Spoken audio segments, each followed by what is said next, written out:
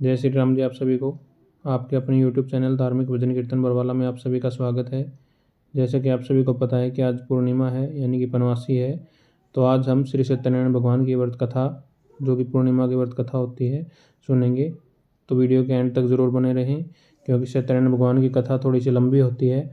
तो आप सभी को कथा पूरी सुननी है और वीडियो के एंड तक ज़रूर बने रहना है, क्योंकि कथा को बीच में नहीं छोड़ते।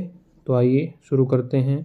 पूजा की सामग्री जो कि भगवान विष्णु की सत्यनारायण भगवान की कथा के लिए हमें चाहिए होती है। तो सामग्री उसके लिए क्या चाहिए होती है? केले के खंभे, यानी केले, पंच पल्लव, कलश, पंचरत्न, चावल, कपूर, धूप, पुष्पों की माला, श्रीफल, ऋतुफल, अंग, वस्त्र, नैवेद्य, कलावा, आम के पत्ते, यज्ञोपवीत वस्त्र, गुलाब के फूल, दीप, तुलसी दल, पान, पंचामृत, दूध, दही, घृत, शहद, शक्कर, ये केसर, वंदनवार, चौकी। पूजा की जो विधि होती है उसको वो विधि भी बताता हूँ आप सभी को। व्रत करने वाला पूर्णिमा के दिन सायंकाल को स्नान आदि से निवृत्त होकर पूजा स्थान में आसन पर बैठकर श्रद्धापूर्वक श्री गणेश, गौरी, वरुण, विष्णु आदि सब देवताओं का ध्यान करके पूजन करें। संकल्प करें कि मैं सत्यनारायण भगवान स्वामी का पूजन तथा कथा श्रावण स्वेच करूँगा। पुष्प हाथ में लेकर नारायण का ध्यान करें। यज्ञोपवीत पुष्प, धूप, नैवेद्य आदि से युक्त होकर स्तुति करें। हे भगवान, मैंने श्रद्धापूर्वक फल, जल आदि सब सामग्री आपको अर्पण की है, इसे स्वीकार कीजिए। मेरा आपको बारंबार नमस्कार है, प्रणाम है। मैं इसके बाद सत्यनारायण भगवान जी की कथा को सुने।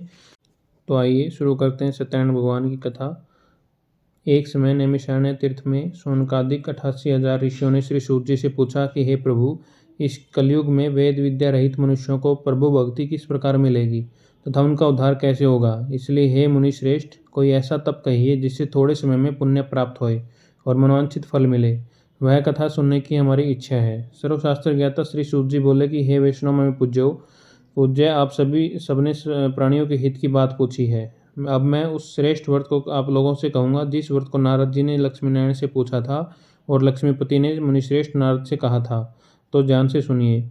एक समय योगीराज नारद जी दूसरों के हित की इच्छा से अनेक लोकों में भ्रमण करते हुए मृत्युलोक में आ पहुँचे।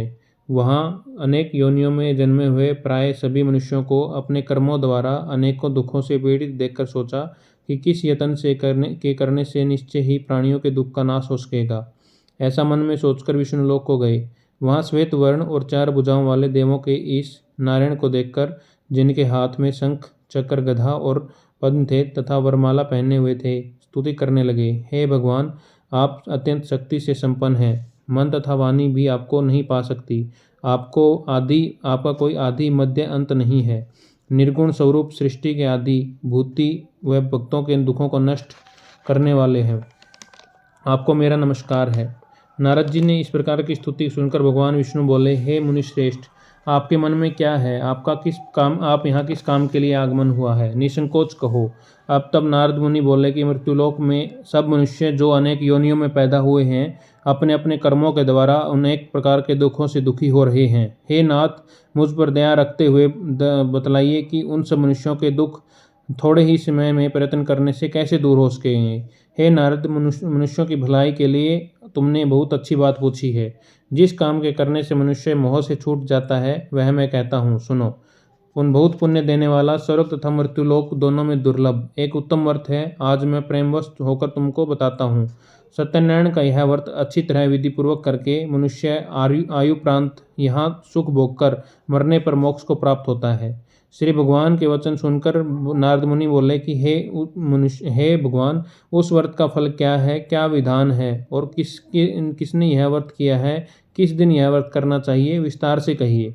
भगवान बोले कि दुख, शोक आदि को दूर करने वाला, धन धान्य को बढ़ाने वाला, सौभाग्य तथा संतान को देने वाला, यह व्रत सब स्थानों पर विजयी करने वाला है। भक्ति तथा श्रद्धा के साथ किसी भी दिन मनुष्य श्री सत्यनारायण की शाम के समय ब्राह्मणों और बंधुओं के साथ धर्मपरायण होकर पूजा करें। भक्ति भाव से नैवेद्य, केले का फल, घी, दूध और गेहूं का चूर्ण सवाया लें। गेहूं के अभाव में साठी का चूर्ण, शक्कर तथा गुड़ ले सकते हैं और सब भक्षण योग्य पदार्थ जमा कराकर भगवान के अर्पण कर दें तथा बंधुओं सहित ब्राह्मणों का भोजन करें। भोजन करावें, पश्चात स्वयं भोजन करें। नृत्य, गीत आदि का आचरण कर भगवान सत्यनारायण भगवान का स्मरण करते हुए समय व्यतीत करें। इस तरह भगवान व्रत करने पर मनुष्यों की सब इच्छाएं पूर्ण होती हैं। विशेषकर कली काल में भूमि पर यही मोक्ष का सरल उपाय है। बोले सत्यनारायण भगवान की जय हो। सूत जी बोले कि हे ऋषियों, जिसने पहले समय में इस व्रत को किया है उसका इतिहास कहता हूँ, ध्यान से सुनो। सुंदर काशीपुर नगरी में एक अत्यंत निर्धन ब्राह्मण रहता था। वह भूख और प्यास से बेचैन और नित्य पृथ्वी पर घूमता था। भगवान ब्राह्मणों से प्रेम करने वाले भगवान ने ब्राह्मण को दुखी देखकर बूढ़े ब्राह्मण का रूप धारण करके उसके पास आकर आदर से पूछा, हे विप्र, नित्य दुखी हुआ पृथ्वी पर क्यों घूमता है? हे श्रेष्ठ ब्राह्मण, यह सब मुझसे कहो, मैं सुनना चाहता हूँ। ब्राह्मण बोला कि हे निर्धन, मैं निर्धन ब्राह्मण हूँ, भिक्षा के लिए पृथ्वी पर फिरता रहता हूँ। हे भगवान, यदि आप इसका उपाय जानते हो तो कृपया कर कहो। वृद्ध ब्राह्मण बोले कि सत्यनारायण भगवान मनवांछित फल देने वाले हैं, इसलिए हे ब्राह्मण तू उनका पूजन कर, जिसके करने से मनुष्य सब दुखों से ही मुक्त होता है। ब्राह्मण को व्रत का सार विधान बताकर बूढ़े ब्राह्मण का रूप धारण करने वाले सत्यनारायण भगवान अंतर्ध्यान हो गए। जिस व्रत को वृद्ध ब्राह्मण ने बतलाया, मैं उसको करूंगा, यह निश्चय करने पर उसे रात में नींद नहीं आई। वह सुबह उठकर सत्यनारायण भगवान का व्रत रखने का निश्चय कर भिक्षा के लिए चला।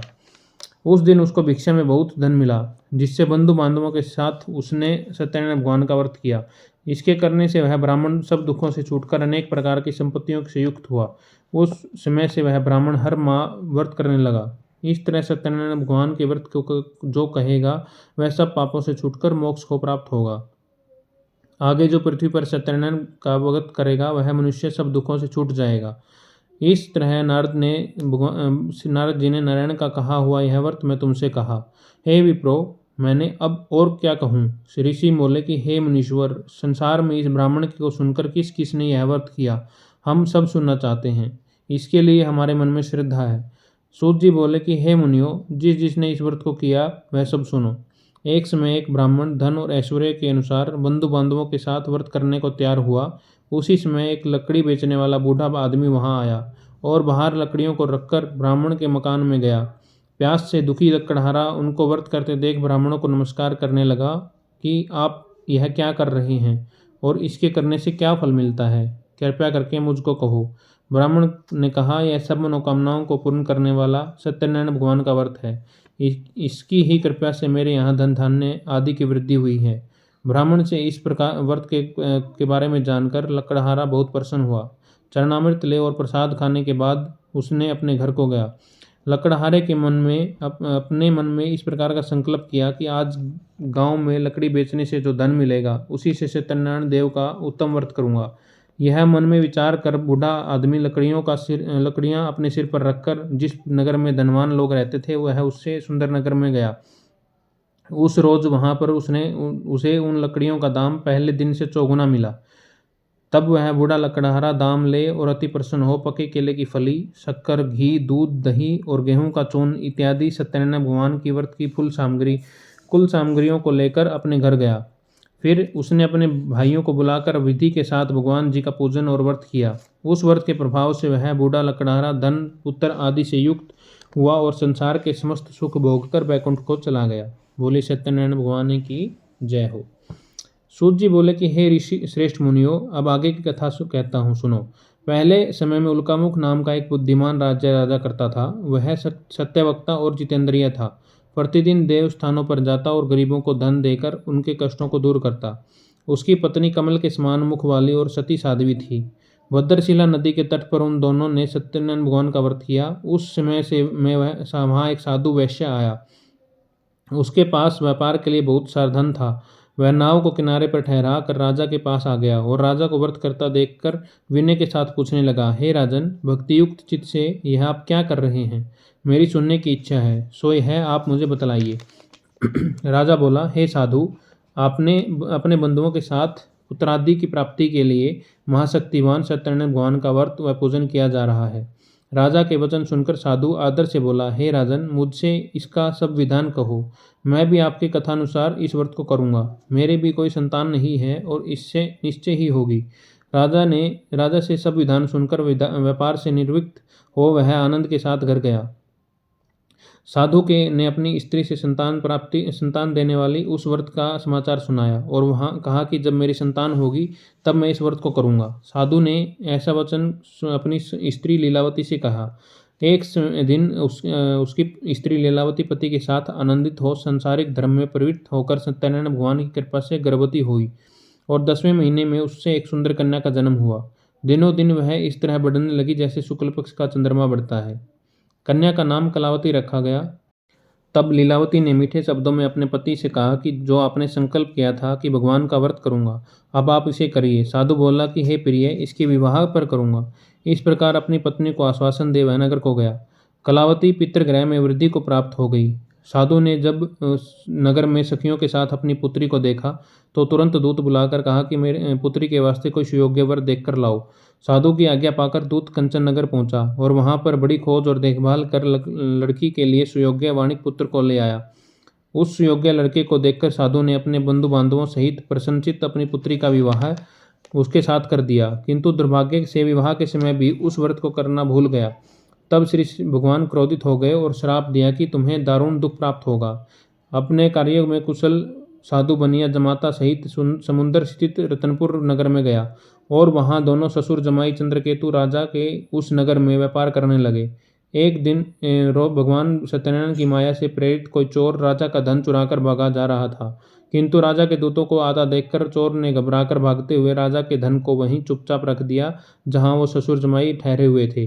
जब दूतों ने उस साधु वैश्य के पास जाकर राजा के धन को रखा देखा तो वे दोनों को बांधकर ले गए और प्रसन्नता से दौड़ते हुए राजा के समीप जाकर बोले कि यह दो चोर हम पकड़ कर लाए हैं, देखकर आज्ञा दें। तब राजा की आज्ञा से उनको कठोर कारावास में डाल दिया गया और उनसे सब धन छीन लिया गया। सत्यनारायण भगवान के श्राप द्वारा उसकी पत्नी भी घर पर बहुत दुखी हुई और घर पर जो धन रखा था चोर चुरा कर ले गए। शारीरिक व मानसिक पीड़ा तथा भूख प्यास से अति दुखित हो अन्न की चिंता में कलावती एक ब्राह्मण के घर गई। वहां उसने सत्यनारायण भगवान का व्रत होते देखा, फिर कथा सुनी और प्रसाद ग्रहण कर रात को घर आई। माता ने कलावती से कहा, हे पुत्री, अब तक कहाँ गई रही और तेरे मन में क्या है? कलावती बोली कि हे माता, मैंने एक ब्राह्मण के घर श्री सत्यनारायण भगवान का व्रत देखा है। कन्या के वचन सुनकर लीलावती भगवान के पूजन की तैयारी करने लगी। लीलावती ने परिवार और बंधुओं सहित श्री सत्यनारायण भगवान का पूजन किया और वर मांगा कि मेरे पति और दामाद शीघ्र घर आ जाएं। साथ ही प्रार्थना की कि हम सबका अपराध क्षमा करो। सत्यनारायण भगवान इस व्रत से संतुष्ट हो गए और राजा चंद्रकेतु को स्वप्न में दर्शन देकर कहा कि हे राजन, दोनों वैश्यों को प्रातः ही छोड़ दो और सब धन जो तुमने ग्रहण किया है दे दो, नहीं तो मैं तेरा धन, राज्य, पुत्र आदि सब नष्ट कर दूंगा।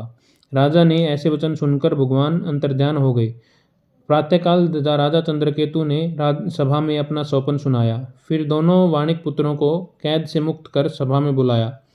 दोनों ने आते ही राजा को नमस्कार किया। राजा मीठे वचनों से बोला, हे महानुभाव, भावी वश मेरा ऐसा कठिन दुख प्राप्त हुआ, अब तुम्हें कोई भय नहीं। ऐसा कहकर राजा ने उनको नए नए वस्त्राभूषण पहनाए और जितना धन लिया था उससे दुगना धन देकर आदर सहित विदा किया।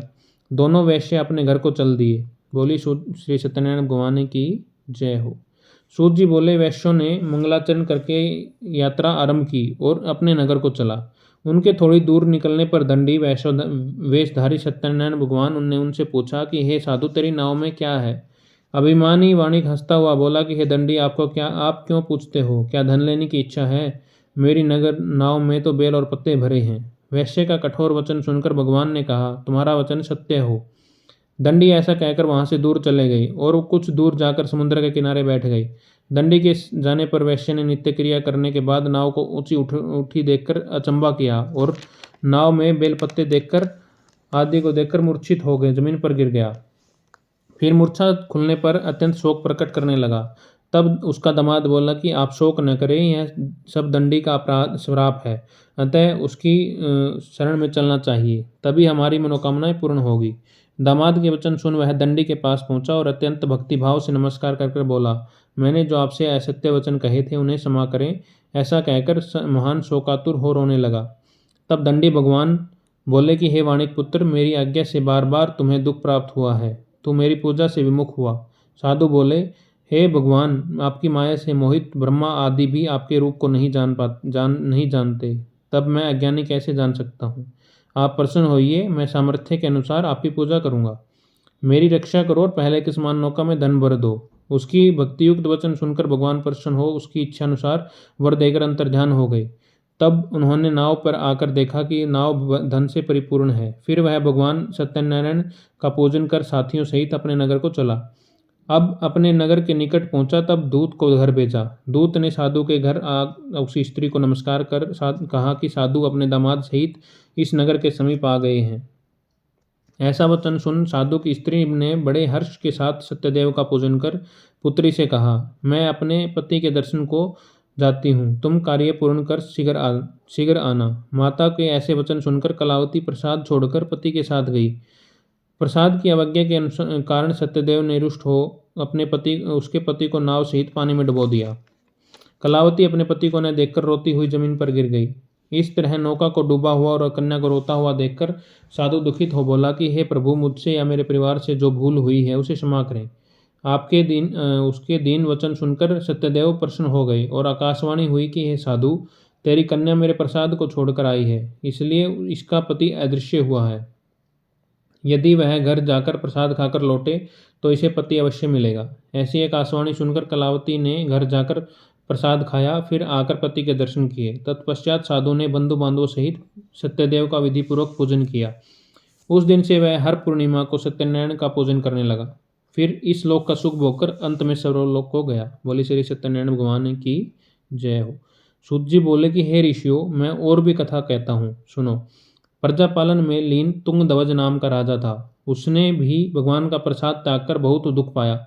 एक समय वह वन में जाकर वन्य पशुओं को मारकर बड़ के इस पेड़ के नीचे आया। वहां उसने ग्वालों को भक्ति भाव से बंधुओं सहित सत्यनारायण जी का पूजन करते देखा। राजा देखकर भी अभिमानवश वहां नहीं गया और न ही नमस्कार किया। जब ग्वालों ने भगवान का प्रसाद उसके सामने रखा तो वह प्रसाद को त्याग कर अपनी सुंदर नगरी को चला गया।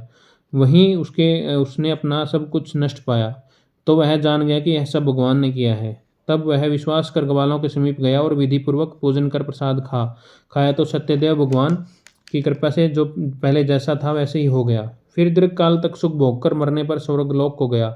जो मनुष्य इस दुर्लभ व्रत को करेगा, भगवान की कृपा से उसे धन धान्य की प्राप्ति होगी। निर्धन धनी और बंदी बंधन से मुक्त होकर निर्भय हो जाएगा। संतानहीनों को संतान प्राप्ति होगी तथा सब मनोरथ पूर्ण कर अंत में बैकुंठ धाम को जाता है। जिन्होंने पहले इस व्रत को किया, अब उनके दूसरे जन्म की कथा कहता हूँ। वृद्ध शतानंद ब्राह्मण ने सुदामा का जन्म लेकर मोक्ष को पाया। उल्कामुख नाम का राजा दशरथ होकर बैकुंठ को प्राप्त हुआ। साधु नाम के वैश्य ने मोरध्वज बनकर अपने पुत्र को आरे से चीरकर मोक्ष को प्राप्त किया। महाराजा तुंगध्वज ने स्वयंभू होकर भगवान में भक्ति युक्त कर्म कर मोक्ष को प्राप्त किया। बोली श्री सत्यनारायण भगवान की जय हो। श्री सत्यनारायण भगवान की कथा यहीं पर समाप्त होती है। अब आइए श्री सत्यनारायण भगवान की आरती करते हैं। ओम जय लक्ष्मी रमणा स्वामी, जय लक्ष्मी रमणा भग सत्यनारायण स्वामी, जनपातक हरिणा। ओम जय लक्ष्मी रमणा रतन जड़ित सिंहासन, अद्भुत छवि राजे स्वामी, अद्भुत छवि राजे। नारद करत निरंतर घंटा ध्वनि बाजे। ओम जय लक्ष्मी रमणा प्रगट भय कलिकारण, दिव्य को दर्श दियो स्वामी, दिव्य को दर्श दियो। बूढ़ो ब्राह्मण बनकर कंचन महल कियो। ओम जय लक्ष्मी रमणा स्वामी, जय लक्ष्मी रमणा। दुर्बल भील कठारो, जिन पर कृपा करी स्वामी, जिन पर कृपा करी। चंद्रचूड़ इक राजा, जिनकी विपद हरी। ओम जय लक्ष्मी रमणा। वैश्य मनोरथ पायो, सरदा तज दीनी स्वामी, सरदा तज दीनी। सो बल भोग्यो प्रभु जी, फिर स्तुति कीनी। ओम जय लक्ष्मी रमणा। भाव भक्ति के कारण छिन छिन रूप धर्यो स्वामी, छिन छिन रूप धर्यो। सरदा धारण किन्हीं तिनके काज सर्यो। ओम जय लक्ष्मी रमणा। ग्वाल बाल संग राजा, वन में भक्ति करी स्वामी, वन में भक्ति करी। मन वांछित फल दीना, दीन दयाल हरि। ओम जय लक्ष्मी रमणा स्वामी, जय लक्ष्मी रमणा। चढ़त प्रसाद स्वायो, कदली फल मेवा स्वामी, कदली फल मेवा। धूप दीप तुलसी से राजी सत्यदेवा। ओम जय लक्ष्मी रमणा स्वामी, जय लक्ष्मी रमणा। श्री सत्यनारायण जी की आरती जो कोई नर गावे स्वामी, प्रेम सहित गावे। कहत शिवानंद स्वामी, मन भजत हरि हर स्वामी। मन वांछित फल पावे। ओम जय लक्ष्मी रमणा, स्वामी जय लक्ष्मी रमणा। बोले सत्यनारायण भगवान की जय हो। ओम जय जगदीश हरे, स्वामी जय जगदीश हरे। भक्त जनों के संकट क्षण में दूर करे। ओम जय जगदीश हरे। जो ध्यावे फल पावे, दुख सब दुख से उभरे। स्वामी सब दुख से उभरे। दुख सुख संपत्ति घर आवे, कष्ट मिटे तन का। ओम जय जगदीश हरे। मात पिता तुम मेरे, शरण गहूँ में किसकी। स्वामी शरण गहूँ में किसकी। तुम बिन और न दूजा, आस करूँ मैं जिसकी। ओम जय जगदीश हरे। तुम पूर्ण परमात्मा, तुम अंतर्यामी। स्वामी तुम अंतर्यामी। पार ब्रह्म परमेश्वर, तुम सबके स्वामी। ओम जय जगदीश हरे। तुम करुणा के सागर, तुम पालन करता। स्वामी तुम पालन करता। मैं मूर्ख खल कामी, कृपा करो भरता। ओम जय जगदीश हरे। तुम हो एक अगोचर, सबके प्राणपति। स्वामी सबके रक्षपति। तुम किसे विधि मिलो दया में, तुमको मैं कुमति। स्वामी तुमको मैं कुमति। ओम जय जगदीश हरे। स्वामी जय जगदीश हरे। दीन बंधु दुख हरता, तुम ठाकुर मेरे। स्वामी तुम रक्षक मेरे। अपने हाथ उठाओ, बना दया कर शरण लगाओ। द्वार पड़ा मैं तेरे। ओम जय जगदीश हरे। विषय विकार मिटाओ, पाप हरो देवा। स्वामी दया करो देवा। श्रद्धा भक्ति बढ़ाओ, संतन की सेवा। ओम जय जगदीश हरे। स्वामी जय जगदीश हरे। ओम जय जगदीश हरे। स्वामी जय जगदीश हरे। बोले सत्यनारायण भगवान की जय हो। बोले विष्णु भगवान की जय हो। आज की श्री सत्यनारायण भगवान की पूर्णिमा की व्रत कथा यहीं पर समाप्त होती है। आप सभी को कथा कैसी लगी, वीडियो कैसी लगी, कमेंट करके ज़रूर बताएं। और चैनल को जिन्होंने अभी तक सब्सक्राइब नहीं किया है वो हमारे यूट्यूब चैनल धार्मिक भजन कीर्तन बरवाला को ऐसी ही धार्मिक भजन कीर्तन और कथाएं सुनने के लिए सब्सक्राइब करें, लाइक करें और आगे शेयर करें।